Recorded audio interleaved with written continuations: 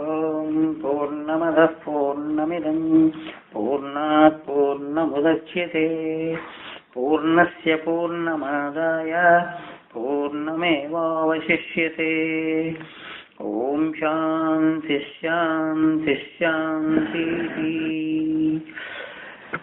శృతిస్మృతిపురాణానాం ఆలయం కరుణాలయం నమామి భగవత్పాదశంకరం లోకశంకరం. ఓం నమో బ్రహ్మాదిభ్యః బ్రహ్మ విద్యా సంప్రదాయకర్తృభ్యః వంశ ఋషిభ్యః పరమగురుభ్యో మహద్భ్యః.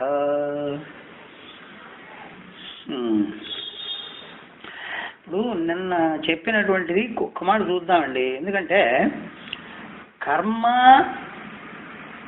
సగుణ బ్రహ్మోపాసన రెండూ కలిపి సముచ్చయంగా చేయమని అన్నాడు నిన్న. అయితే కర్మను ఎట్లా చేయమన్నాడు? నిష్కామంగా చేయమన్నాడు. నిష్కామంగా చేసి మరి మరి సగుణ బ్రహ్మోపాసన చేయమన్నాడు. సగుణ బ్రహ్మోపాసన మనం ఇక్కడ క్రమముక్తి కాదు, ఇది దేవతోపాసన కింద లెక్కే. అదేనా దేవతా సాహిత్యం కోసం చేసేటువంటి ఉపాసనలు అనుకోండి. ఇప్పుడు ఎందుకు ఇప్పుడు దానివల్ల ఏమంటే నిష్కామంగా చేస్తే సగుణ బ్రహ్మోపాసన మరి ఫలం ఎట్లా ఇస్తుందని ప్రశ్న. ఇప్పుడు నన్న వచ్చిందని ఒక్క మాట మళ్ళీ చెప్పుకుని వెళ్ళిపోదామని చెబుతున్నా. ఇప్పుడు నిష్కామంగా కర్మ చేస్తున్నావు, దాంతో సగుణ బ్రహ్మోపాసన చేస్తున్నావు, రెండు ఏకకాలంలో చేయమన్నాడు. ఇది కర్మ సముచ్చయం. అంటే అర్థం ఏంటంటే నిష్కామం ద్వారా నీకు చిత్తశుద్ధి కలుగుతుంది, చిత్తం శుద్ధమవుతుంది. తర్వాత ఏమో అప్పుడు ఏం చేస్తుంది? సగుణ బ్రహ్మోపాసన నీకు ఫలితం ఇస్తుంది అన్నమాట. అట్లా అర్థం చేసుకోవాలి మనం. అర్థమైందా? అది అందుకనే నిష్కామ వరకు ఆ రెండు చేస్తున్నావుగా, దానివల్లనేమో నిష్కామ కర్మల వలన చిత్తము శుద్ధమైంది, సగుణ బ్రహ్మోపాసన చేస్తున్నావుగా, ఒకే సమయంలో రెండు చేస్తున్నావుగా, అందుకని ఇదేమో ఫలితం ఇస్తుంది అని అర్థం చెప్పుకుంటే సరిపోతుందండి. నిన్నటి దానికి అది విషయం. ఇక తర్వాత ఇవాళ 10వ మంత్రంలోకి వస్తున్నామండి. అన్యదేవాహుర్ విద్యయ అన్యదాహుర విద్యయ ఇది శుశ్రమధీరాణం ఏన సద్వ్యాజక్షిరే. అన్యదేవాహు విద్యయ అన్యదాహుర విద్యయ. అన్యదేవాహు విద్యయ అంటే కొంత ఫలం అని అనుకోండి. అన్యదేవాహు అంటే కొంత ఫలం వస్తుందండి. దేనికి? విద్యయ, విద్య వలన కొంత ఫలం వస్తుందండి. అన్యదాహుర విద్యయ మరికొంత ఫలం అవిద్య వలన కూడా వస్తుంది. అంటే దీనివల్ల ఫలం ఉంటుంది కొంత, దానివల్ల కూడా కొంత ఫలం ఉంటుంది. ఇది శుశ్రుమధీరాణం, ఇది శుశ్రుమధీరాణం అన్నాడు. ఈ విషయాన్ని మేము శుశ్రుమ అంటున్నాడు. ధీరాణం శుశ్రుమట అంటే ధీరాణం అంటే మహానుభావులైనటువంటి మహర్షుల యొక్క వాక్యాలను వింటున్నామండి. ఇలా చదువుతున్నట్టు వాళ్ళు ఒరే అవిద్యకి కొంత ఫలం వస్తున్నా ఆయన, విద్యకి కొంత ఫలం వస్తుందా అని చెబుతున్నారు మహానుభావులైనటువంటి వాళ్ళు. ఏన సద్వ్యాజ జక్షిరే, వాళ్ళు ఏం చేశారంటే బాగా వివరించి చెప్పారటండి. తత్ ఏన తత్ అన్నాడు. తత్ అంటే ఆ రహస్యాన్ని బాగా వివరించి చెప్పారటండి వాళ్ళు. ఆ రహస్యాన్ని బాగా బాగా ఆలోడన చేసుకుని బుర్రకి ఎక్కించుకుని వాళ్ళు మనకి చెప్పారు సుమా అంటున్నాడు. అంటే దానివల్ల కొంత ఫలం, దీనివల్ల కొంత ఫలితం వస్తుందయా అని చెప్పి చెప్పారట. ఇది ఈ మంత్రం యొక్క అర్థం. ఇక సామాన్యార్థం. ఇక ఇక్కడ మనం తెలుసుకోవాల్సింది ఏంటంటే ముందు అదొక పాయింట్ బాగా గట్టిపడాలి. ఉపాసన అని భక్తి అలాగే ధ్యానము ఈ మూడు ఒకటేనండి. ముందు అదొకటి మనం గట్టిపడాలి. ఏమంటే ఒకసారి అవి ఒకసారి ఇది ఒకసారి అది అనుకుంటాడు. ఇప్పుడు ఉపాసన ఏమో ఉపనిషత్తులు చదువుతుంటారండి. అదే మన భగవద్గీత లాంటివి వచ్చాడు దాన్నే భక్తి అంటారండి. అట్లాగే ధ్యానం వాళ్ళు ధ్యాన యోగం ఉంటుంది అక్కడ కూడా. ఆ ధ్యానము అన్న ఈ మూడింటికి ఒకటే అర్థం అనుకోండి. ఇప్పుడు ఈ మంత్రం ఏం చెబుతోందండి? కర్మ ఉపాసనలకు వేరు ఫలాన్ని చెబుతోంది కదా. ఏమిటండి అంటే చెబుతున్నారు చూడండి. ఇక భాష్యంలోకి వెళ్తున్నాం. తత్ర అవాంతర ఫల భేదం విద్యాకర్మణ సముచ్చయ కారణం ఆహా. అవాంతర ఫలాన్ని ఫలం చెబుతున్నారటండి రెండింటికి విడివిడిగా. ఏంటి అన్యథా ఫలవత్ అఫలవతో సన్నిహితయో అంగాంగితాయాం జామితైవ స్యాదిత్యర్థః అన్యత్ పదయో విద్యయా క్రియతే ఫలమిదాహు వదంతి. ఏమయ్యా మరి కర్మ వలన వచ్చే ఫలం ఏమిటా అంటే అది అవిద్య అన్నాడు. విద్య అంటే దేవతోపాసన అనుకోండి, ఇక్కడ అవిద్య అంటే కర్మోపాసన అనుకోండి. వీటి వలన విద్యయా దేవలోక విద్యయా తదారోహంతి ఇది శృతే. విద్యయా తదారోహంతి అని శృతి చెప్తుంది కదా. అందుకని నీకు అర్థం ఏంటి? విద్య అంటే ఏంటి? దేవతోపాసన కనుక చేసినట్లయితే దేవలోకం నీకు సంప్రాప్తం అవుతుంది. తర్వాత అన్యదాపుర విద్య అవిద్య వలన మరి రెండో ఫలం కొంచెం వస్తుందని అన్నాడే, అదేమిటయా అంటే కర్మణా పితృలోక. అది కర్మ వలన పితృలోకం వస్తుందిట. అదే చెప్పుకున్నాం మనం. పితృలోకం ఉన్నా యమలోకం ఉన్నా చంద్రలోకం ఉన్నా అంతా ఒకటేనండి, పేర్లు తేడా. అదైనా అక్కడికి వెళ్ళి కొంతకాలం పాటు సోమపానం చేసి చంద్రుల్లో హాయిగా కళలు ఉంటాయటండి. 16 కళలతో ఉంటాడు ఆయన. మంచి అమృతపానంలాగే ఉంటుంది అది. అదానందం అనుభవిస్తాడట. అక్కడ పోయి అనుభవించేసి కొంతకాలం పాటు చీకటిలోకాలు వెళ్ళే దారి మాత్రం భయంకరంగా ఉంటుంది. ఆ చీకటి అక్కడ ఏం లేదు, సూర్యోదయం ఉండదు అక్కడ. అవి అంధంతమహ అన్నాడుగా, కటికి చీకటి. ఆ దారిలో పోయి అక్కడ ఏదో కాస్త సుఖాలు అనుభవించేసి మళ్ళీ వచ్చి కింద పడతాడు. ఇది అర్థం అండి. కర్మణా పితృలోక అంటే అది అర్థం. అయితే ఇప్పుడు మనకేమైంది? మనం అవిద్యతోటేమో పితృలోకం అయింది, ఉపాసనతోటేమో దేవలోకం. అయితే ఈ రెండు ఏమిటని అడుగుదాం. మన దృష్టిలో ఈ రెండు కూడా మరల సంసారానికి దారి తీస్తున్నాయా లేవా? మళ్ళీ సంసారానికి దారి తీస్తున్నాయి కనుక ఇవి పనికిరావు, జ్ఞానికి పనికిరావు. ఇక మామూలు వాళ్ళకి వాళ్ళ సంగతి వేరు, మనకు అక్కర్లేదు అది. ఇది వ్యాఖ్యాతవంత. సరే, ఇక తర్వాతని ఇదే అర్థాన్ని మళ్ళీ కొద్దిగా వివరించి మళ్ళీ చెబుతున్నాడు 11వ మంత్రంలో. విద్యాంచ అవిద్యాంచ యద్వేద ఉభయగుం సహ అవిద్యయా మృత్యుంతీర్త్వా విద్యయా అమృతమశ్నుతే. ఈ మాటలు చాలా చిరాకుగా ఉంటాయండి. అసలు ఈ మాటలకి అర్థం అది కాదు. అర్థమైందా? అది మీకు చెబుతాను చూడండి. విద్యాంచ అవిద్యాంచ యద్వేద ఉభయగుం సహ. అయ్యా ఇప్పుడు ఏమనుకున్నాం? ఇంతగా చెప్పినటువంటి అంటే దీన్ని ఇంకో రకంగా కూడా చెప్తాం, చూస్తాం ఈ మంత్రం దగ్గర. విద్యాం అంటే దేవత ఉపాసన, అవిద్య అంటే కర్మ ఉపాసన అనుకున్నాం. ఈ రెండు ఉన్నాయే, యద్వేద ఉభయగుం సహ. ఎవడైతే ఈ రెండిటి యొక్క స్వరూపాన్ని తెలుసుకున్నాడో, అంటే యస్తత్ వేద అంటే ఈ రెండు ఆచరిస్తే, అంటే దీని ఫలం ఇది దాని ఫలం అని ఎవడైతే తెలుసుకున్నాడో వాడు ఏమైతాడు తెలిసిన? అవిద్యయ మృత్యుం తీర్త్వా. అవిద్య అంటే అవిద్య చేతేమో మృత్యువుని అతిక్రమిస్తాడట. అది ఏమిటి మాటలు అసలు? అవిద్య వలన మృత్యువు దాటిపోవడం ఏమిటి? అర్థమైందా? అవిద్యయ మృత్యుం తీర్త్వా చెప్తా, విద్యయ అమృతం అశ్నుతే. అదే ఆ మృత్యు ఏమిటో ఆ వివరాలు చెప్తారులేండి. మళ్ళీ ముందు సామాన్యంగా అర్థం చెప్పుకుంటే తర్వాత అవిద్యయ మృత్యుం తీర్త్వా, అవిద్య చేత మృత్యువుని దాటి విద్యయ అమృతం అశ్నుతే. విద్య చేత అనగా దేవత జ్ఞానము చేత, దేవత ఉపాసన చేత ఎట్లాగైనా అనుకోవచ్చు, అమృతత్వాన్ని పొందుతాడు అని అర్థం అండి. ఇది సామాన్యార్థం. ఇక అంటే ఇప్పుడు ఇక్కడ అవిద్య వలన అగ్నిహోత్రాది కర్మ కలాపమే కదండి. అవిద్య అంతా కూడా అగ్నిహోత్రాది కర్మ కలాపమేగా. ఇప్పుడు అగ్నిహోత్రాలు నిత్యాగ్నిహోత్రం చేయట్లేదండి. వీళ్ళందరూ కూడా నిత్యాగ్నిహోత్రులు, ఘనాపాట్లు వీళ్ళంతా కూడా చేయట్లే. కర్మలు, ఈ కర్మ పుణ్యఫలాలు ఇవన్నీ అనుకోండి. అట్లాగే పితృదేవతారాధనలు ఇవన్నీ కూడా అనుకోండి. ఇవన్నీ ఏమవుతాయంటే మృత్యు అనేటువంటి స్వాభావిక కర్మ అండి. అంటే స్వాభావికమైనటువంటి జ్ఞానాన్ని తరించి అని అర్థం. మృత్యుని తీర్థం అంటే అది. మృత్యు అంటే ఏమిటో తెలుసిన? సామాన్యమైనటువంటి జ్ఞానం ఏదైతే ఉంటుందో అది మృత్యు అండి. ఇది ఈ మాటలకి తలకాయ నొప్పిగా ఉంటాయి.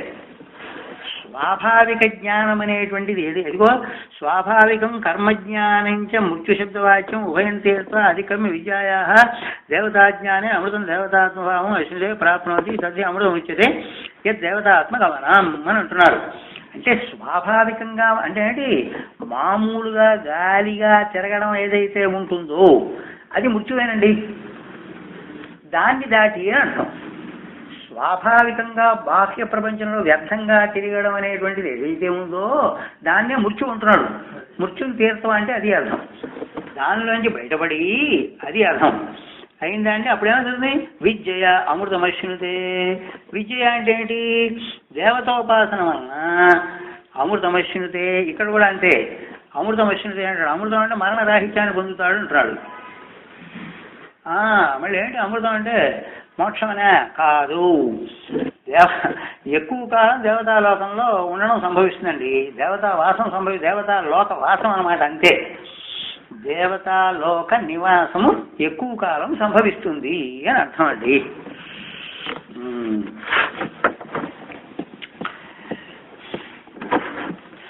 అంటే ఇప్పుడు ఇందాక అర్థమైందిగా, ఇప్పుడు మృత్యు అంటే స్వభావ సిద్ధమైన కర్మలు. దాన్ని దాటి వీడు అగ్నిహోత్రాల కర్మలు చేశాడుగా పాపం, అది మృత్యు రూపమైన దానికంటే కాస్త ఉత్తమం. సరే దాటి కాస్త పితృలోకాలకు వాటికి పోతాడు. సరే దేవతా జ్ఞానం వల్లేమో దేవలోకంలో ఎక్కువ కాలం నివసిస్తాడు అని అర్థం అండి. ఇకపోతే దీనికి మనం మరొక విధంగా కూడా అర్థం చెప్పొస్తుండవు. మనకి మన అంటే జ్ఞానపరంగా కూడా అర్థం చెప్పచ్చు.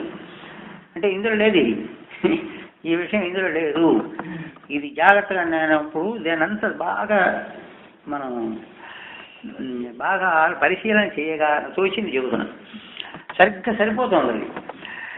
ఇప్పుడు జ్ఞానపరంగా కూడా అర్థం చెప్పచ్చండి. ఎలాగో తెలిసిన పితృలోకము దేవతలోకాలు ఇప్పుడు ఏమన్నామండి, ఇవి కూడా మృత్యురూపమైనటువంటి అనాత్మలేగా. అది కూడా అనాత్మే కదండి. పితృలోకం సర్వం అనాత్మేరా బాబు అంటుంటే ఉన్నది ఒకటే ఆత్మ, అది పరమాత్మ చైతన్యం, అది శుద్ధ చైతన్యం, అది బ్రహ్మ, అది స్వరూపమే. అక్కడ వదిలిపెట్ట పక్కన ఆ విషయం కాదు ఇది.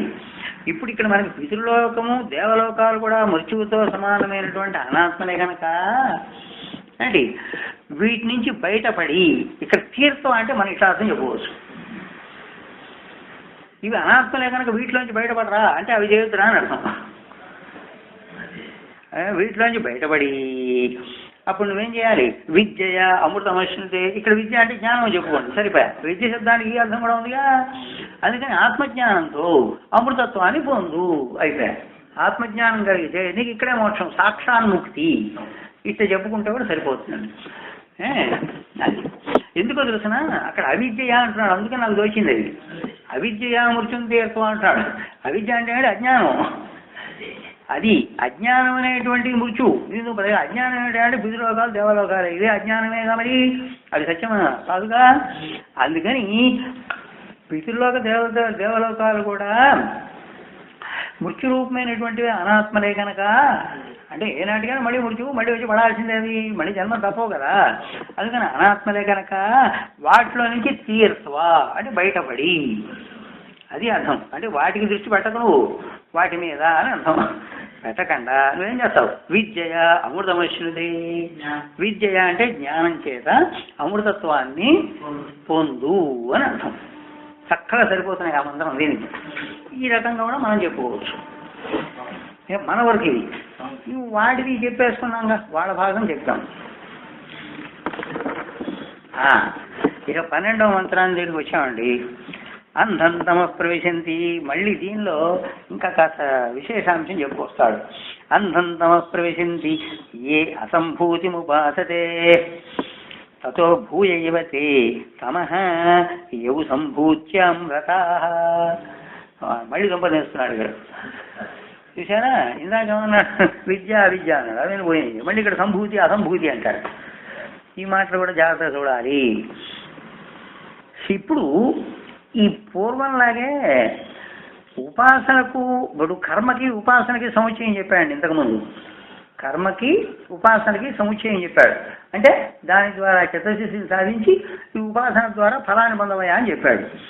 ఇప్పుడు ఏంటంటే ఉపాసనతో ఉపాసనానికి సముచ్చయం చెబుతున్నాడు. ఇది పాయింట్ ఇక్కడ తేడా. ఉపాసనతో మరొక ఉపాసనకి సముచ్చయం చెబుతున్నాడు. అంటే ఏంటి తెలుసిన, ఇది యోగులు చేసే సాధన అనుకోండి. యోగులైనటువంటి వాళ్ళు చేసేటువంటి సాధన ఇలా ఉంటుందట.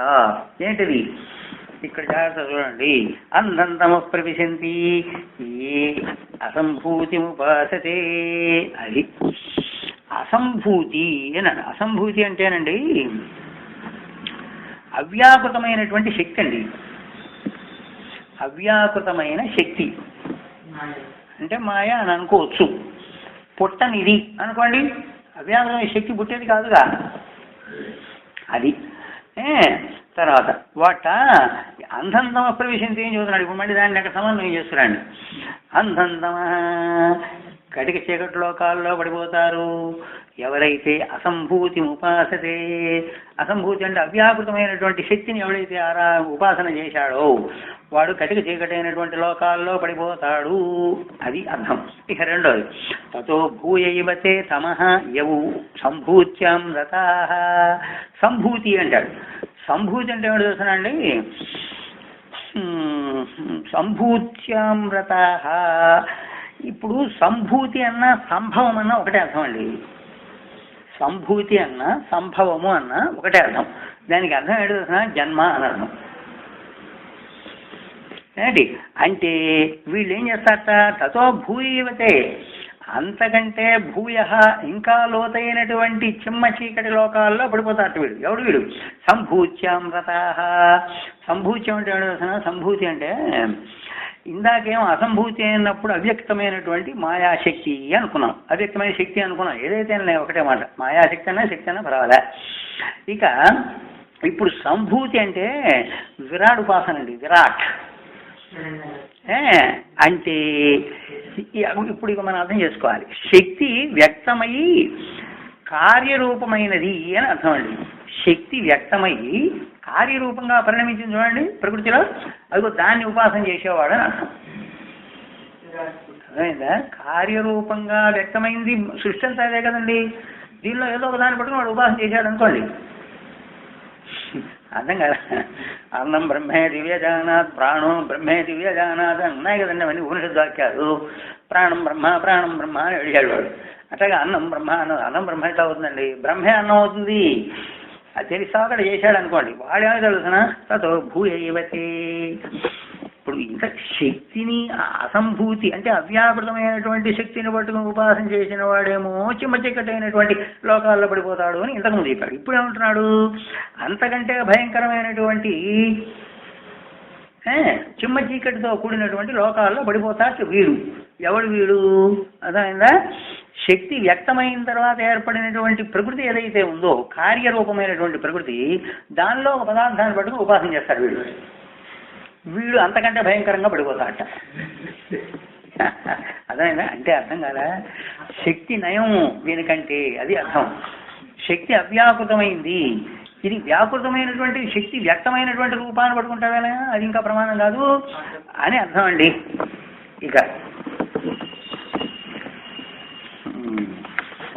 అయితే ఇక్కడ కొద్దిగా మనం తెలుసుకోవాలి.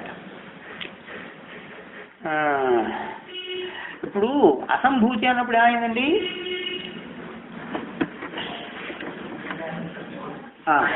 మాయాశక్తి అనుకున్నాం కాదు. దీనికి అవ్యాకృతం అనేటువంటి ప్రకృతి కారణము, అది అదర్శన రూపం. ఇది పాయింట్. అంటే అదర్శనమైనటువంటి రూపం కలది, కనపడదు ఒకటి. తర్వాత కారణము అంటే సర్వకార్యాలకి కారణము. ఇక తర్వాత ప్రకృతి అంటే అవ్యాకృతమైన ప్రకృతి, మామూలు ప్రకృతి కాదు, అది కనపడే ప్రకృతి కాదు. అర్థమైందా? అవ్యాకృతమైన అవ్యక్తమైన అవ్యాకృతమైన అవ్యక్తమైన ఒకటే లేండి, అవ్యక్తమైనటువంటి ప్రకృతి.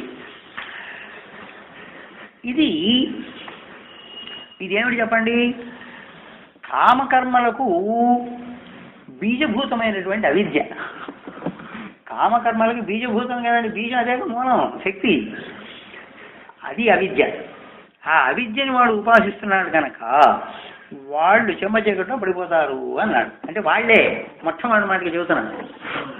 అది కూడా అదికే మాయాకృతమైనటువంటిది. అది సర్వ కార్యాలకు అంటే సర్వ సృష్టికి అది కారణం.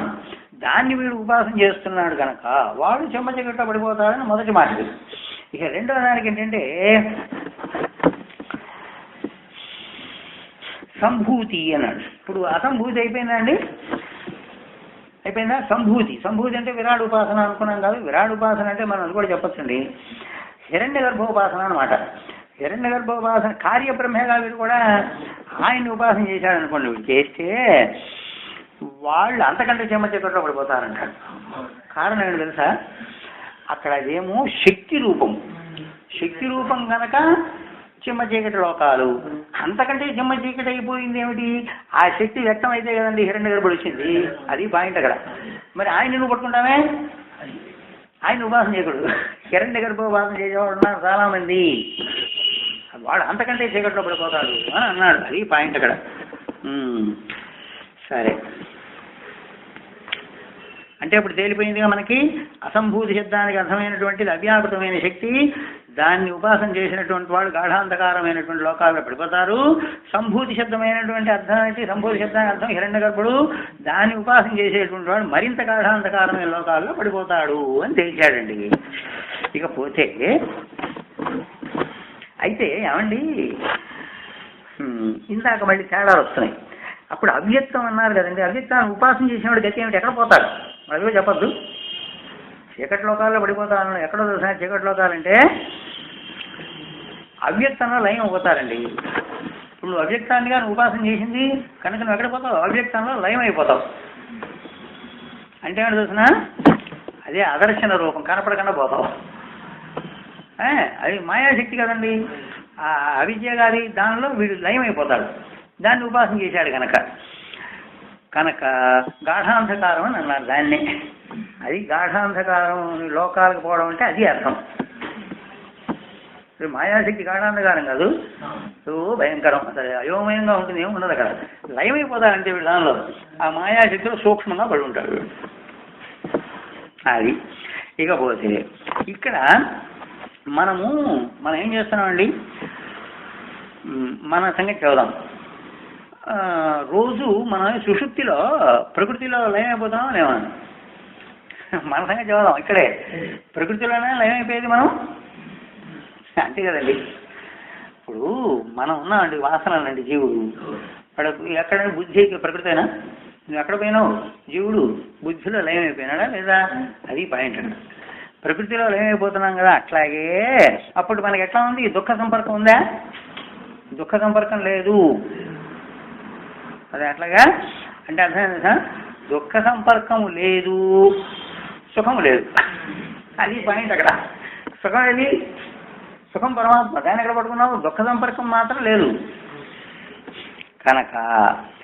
అట్లాగే ప్రకృతిలో లయాన్ని పొందినటువంటి ఉపాసకులు కూడా దుఃఖ సంపర్కము ఏమాత్రము ఉండదు.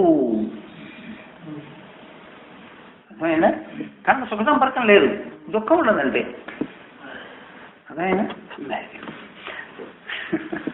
ఇప్పుడు ఒక సీసా ఉందండి. సీసా శుభ్రంగా కడిగాము, శుద్ధి చేశావు, బహు స్వచ్ఛంగా ఉంది సీసా. అప్పుడు ఏంటది? అంతే, అలా ఉంది, శుద్ధంగా ఉంది అని వీడంతే అతను మాయలో పడి ఉంటాడు అంతే. దుఃఖ సంపర్కం లేదు. ఇప్పుడు మనకి సుషుప్తిలో దుఃఖ సంపర్కం హాయిగా పడు లేవు, శరీరం మనస్సు ఏం లేవుగా, హాయిగా పడున్నాం. అలా ఉంటాడు వీడు. మాయలో లీనం అయిపోతాడంతే, అవ్యక్తంలో లయం అయిపోతాడు వీడు. దుఃఖ సంపర్కం మాత్రం ఉండదు. దానిలో ఆవనమో మరోటో పదార్థం పోస్తే అప్పుడు నీకు రుచో ఆహారమో లేకపోతే వాసన ఏవో అవి వస్తాయి.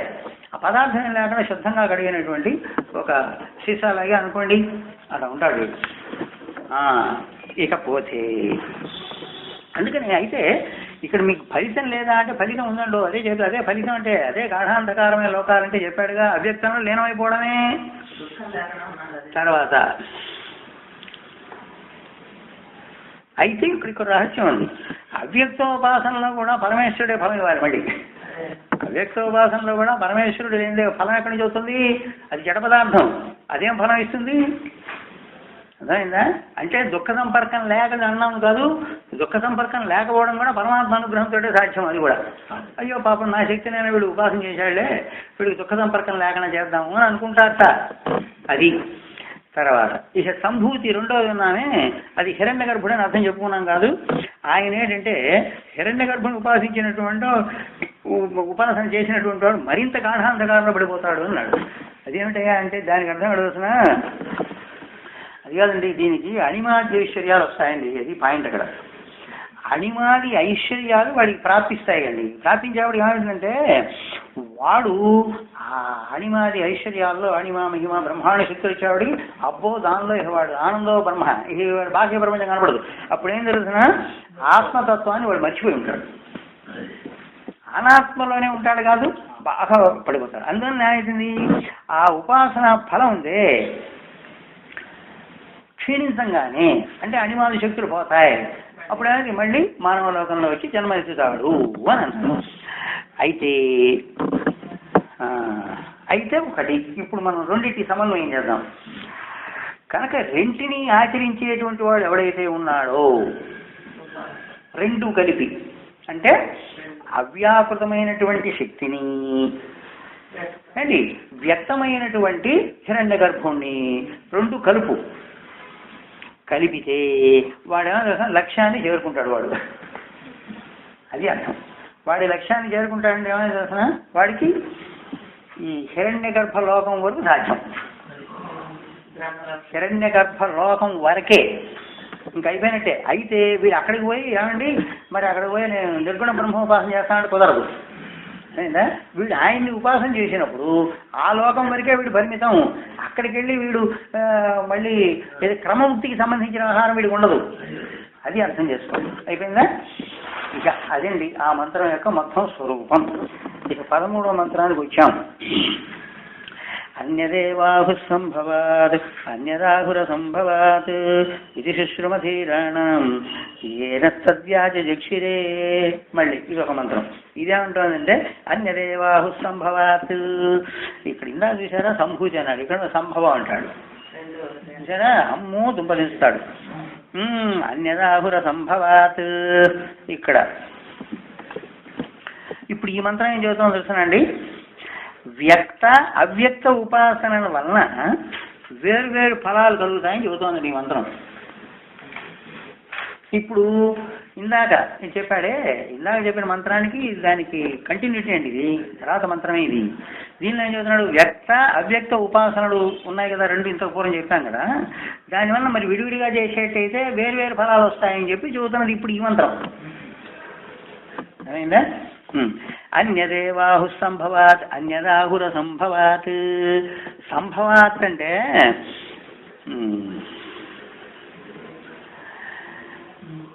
పోగైనటువంటి పదార్థం అండి, అది వ్యక్తం.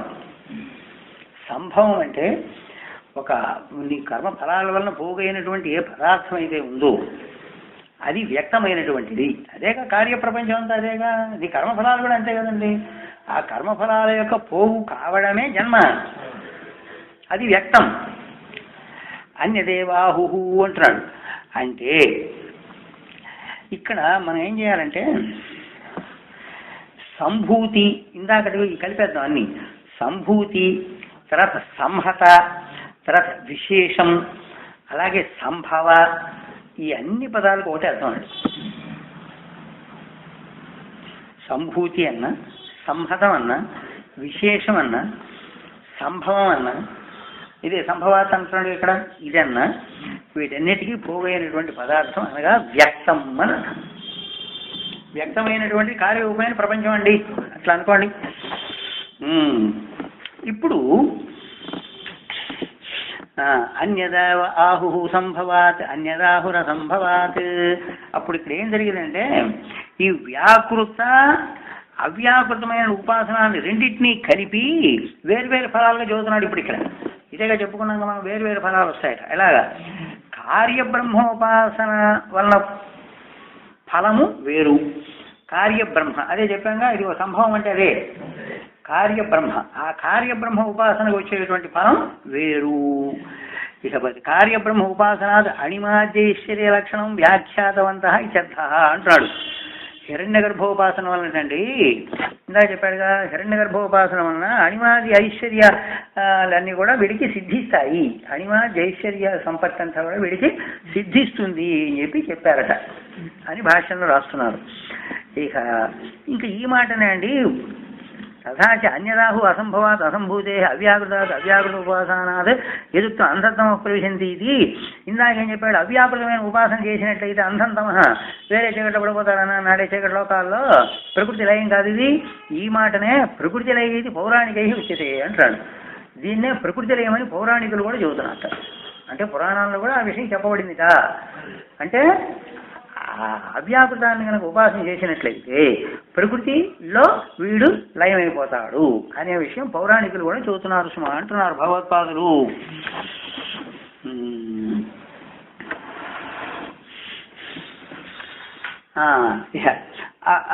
ఇప్పుడు అవ్యాకృతం అంటే చెప్పాం కదండి. అవ్యాకృతం అంటే తర్వాత ప్రకృతి, శక్తి, అసంభూతి ఇవేండి. అవ్యాకృతం అన్నా మళ్ళీ దీనికి కూడా చూస్తున్నాం, ప్రకృతి అన్న, శక్తి అన్న, అసంభూతి అన్న, అసంభవాత్ అన్నాడు కాదు, అసంభవం అన్న అసంభూతి ఇవన్నీ ఒకటేలేండి అన్న. ఇదంతా కూడా శక్తే.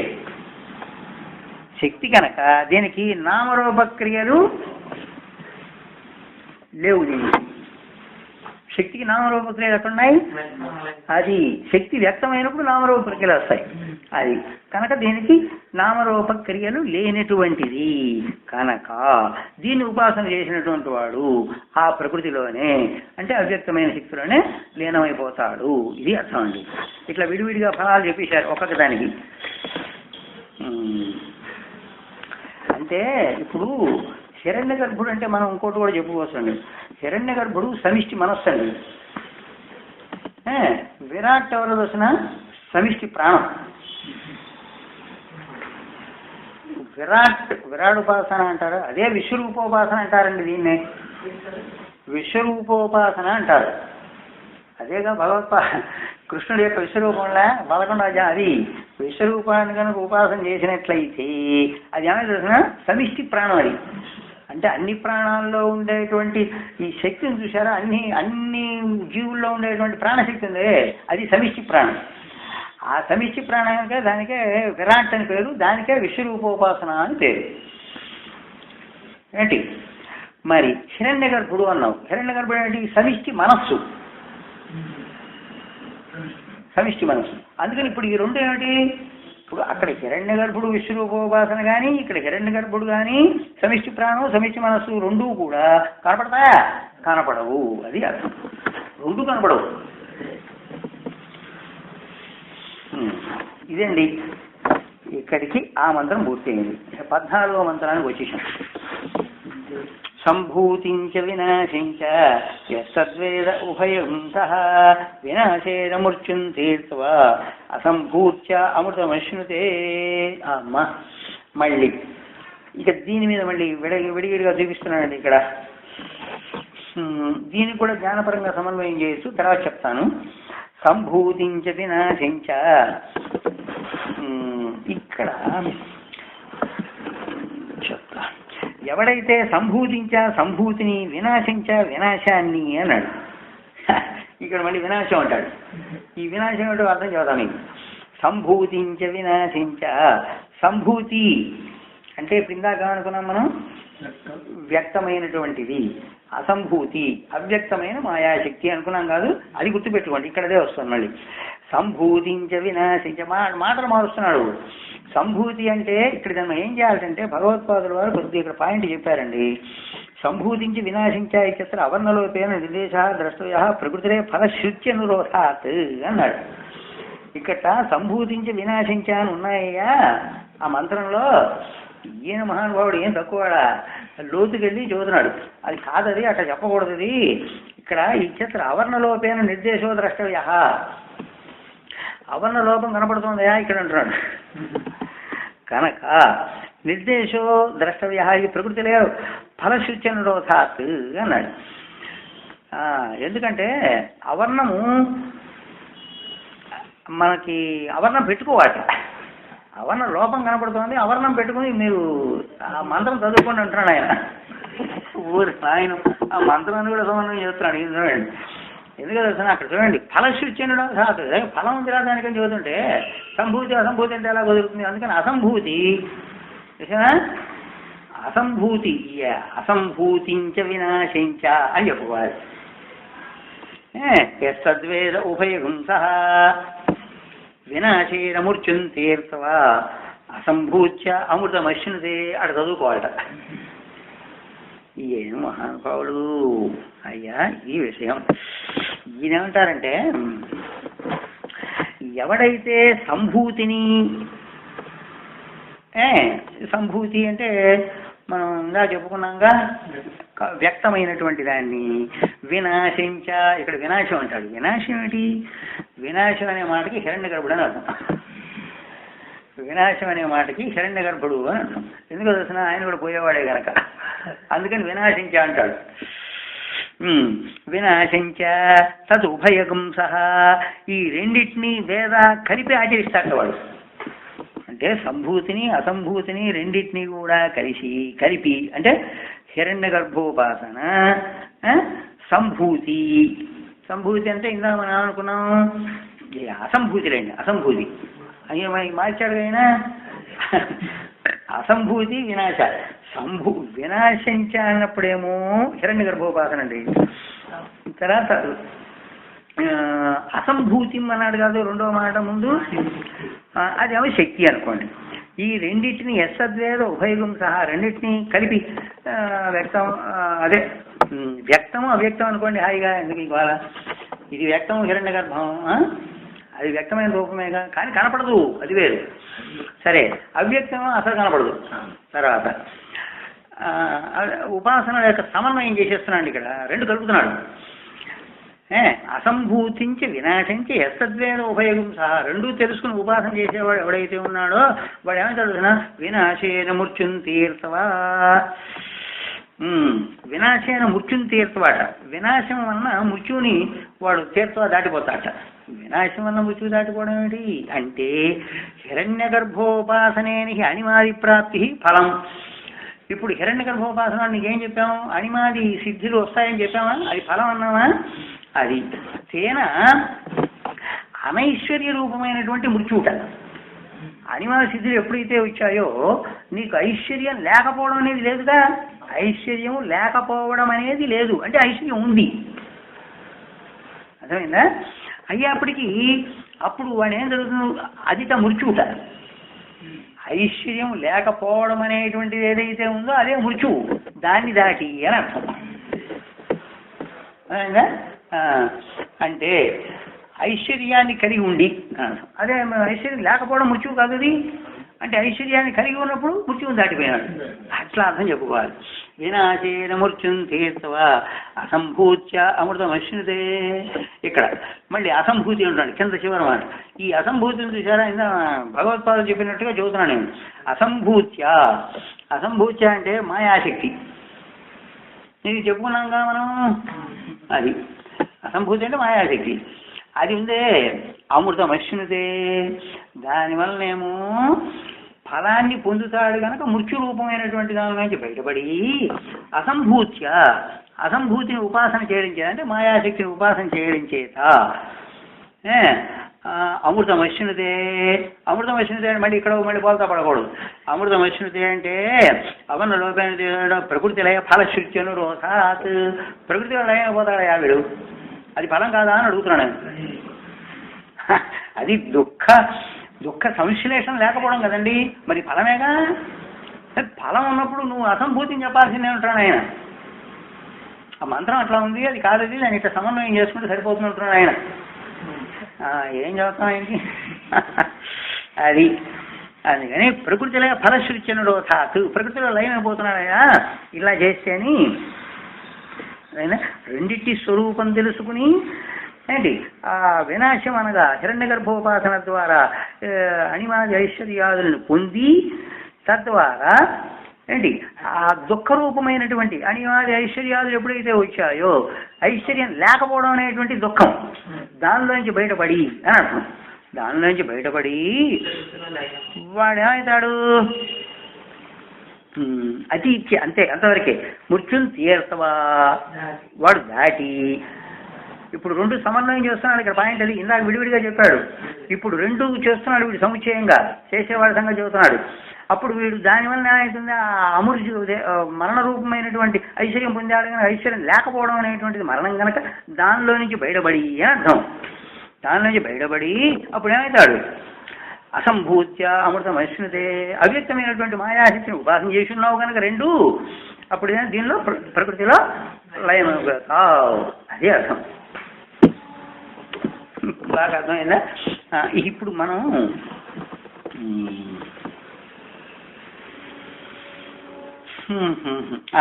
జ్ఞానపరంగా కూడా మనం సమన్వయం చేస్తాడు దీనికి. మనం చూస్తున్నాం గోళ, అవి ఏమిటా పిచ్చి గోళ, ఏమిటా ఉపాసనడు, మన సంగతి చూద్దాం హాయిగా. ఇప్పుడు చీకటితో సమానమైనది ఏదండి? శక్తి. అది సత్తు. మన తాడు వేయించేది అదేగా, సత్తేగా. ఆ సత్తు సృష్టి, సద్విశేషం. ఆ సద్విశేషంతో మనం తయారయ్యాం, అవునా? ఆ సత్తే లేకపోతే సద్విశేషం అక్కడికి లేదు కదా. కనుక ఇప్పుడు సత్యం ఏమంటాం? అదే చీకటితో సమానమైనది అవిద్య. మన పాలిటి అవిద్య, ఆయన పాటి మాయ, అవునా? ఇది వెలుగుతో సమానమైనటువంటి ఏదండి? చిత్తు, అవునా? దాన్ని ఈ రెండింటిని కలిపి పట్టుకో ఇప్పుడు ఇక్కడ. అది పాయింట్ అక్కడ. అది అప్పుడు ఏం లేదు, సంభూతించి వినాశించ. ఇప్పుడు చీకటితో సమానమైనటువంటి శక్తి అంటే సత్తు, వెలుగుతో సమానమైన చిత్తు, రెండు కలుపు, చిత్తు సత్తు, అవునా? ఈ రెండింటిని కలిపి పట్టుకుంటే ఏమని తెలిసిన? సత్తు చిత్తు నేను, సత్తు నా స్వరూపం. అయిపోయిందా? అట్లా చూడు. అట్లా చూస్తే ఏమైనా తెలిసిన? జ్ఞానం. అది జ్ఞానం అయితే ఏమైంది? అదే మోక్షం. అది బాగుంది. ఇది సరిగ్గా సరిపోలా? ఇలా చేసుకుంటే మనకి సరిపోతుంది. మనకి సమన్వయం ఇట్లా చేసుకోవచ్చు దీన్ని. తర్వాత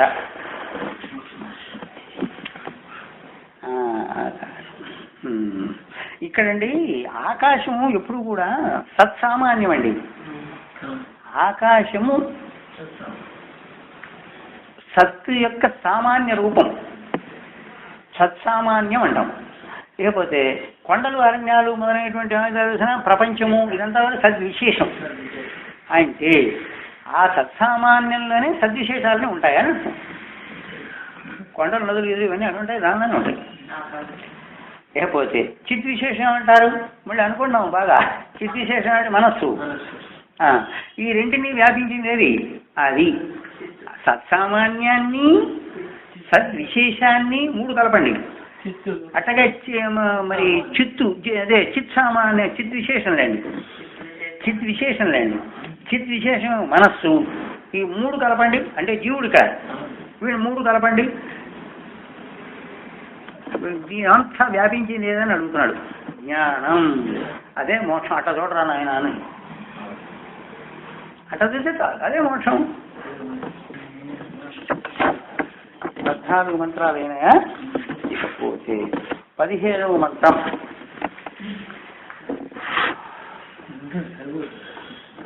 టైం ఉంది. 15వ మంత్రం అండి.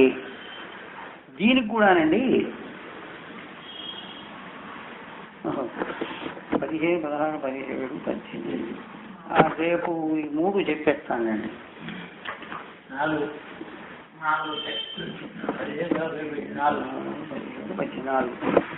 రేపు ఈ 4 మంత్రాలు రేపు చెప్పేస్తే రేపటితో రాదు. ఓం శాంతి శాంతి శాంతి.